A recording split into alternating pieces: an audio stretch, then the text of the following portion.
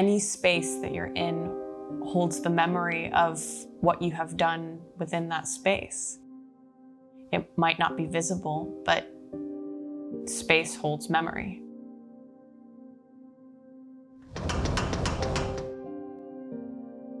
This process arose from the time when I was at the RCA, at the Royal College of Art in London, where I did my master's. I started in 2020 and finished in 2022.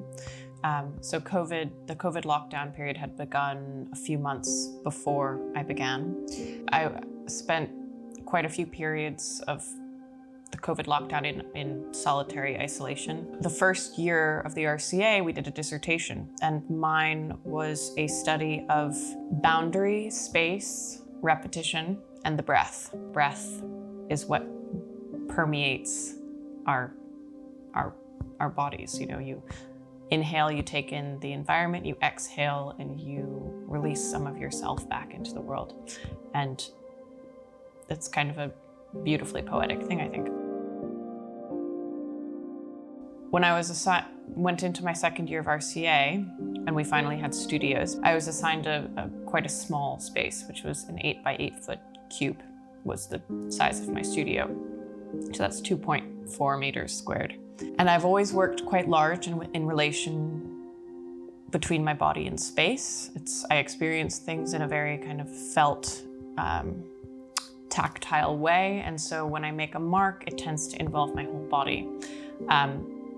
And feeling quite, the space, which was only slightly larger than the size of my body, I couldn't make a work that was large and step back from it. It was quite claustrophobic. And it brought to mind all of the things that COVID lockdowns had, the walls of a room and what do you do when you're confronted with the interior space and being unable to leave it? How do you become creative in that space? And my answer to that was, well, if you have a cube and you can't get out of the cube, what can you do with it? And you can rotate it. And that was the beginning of this work. I stretched canvas around the entire space using shower poles and wooden brackets to screwed into the wall, Vaseline to make it turn. And I stretched canvas into a cube. I stitched it by hand, and I started I would paint on it. I was playing, I was experimenting, I was turning a room around me. I would sit in that space for hours, for days without making a mark. Then I would make a mark and I would move it. I would take a nap. I would look at the ceiling.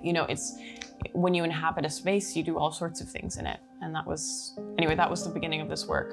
And at this point, I know the most about my mechanism because I spend all day in it.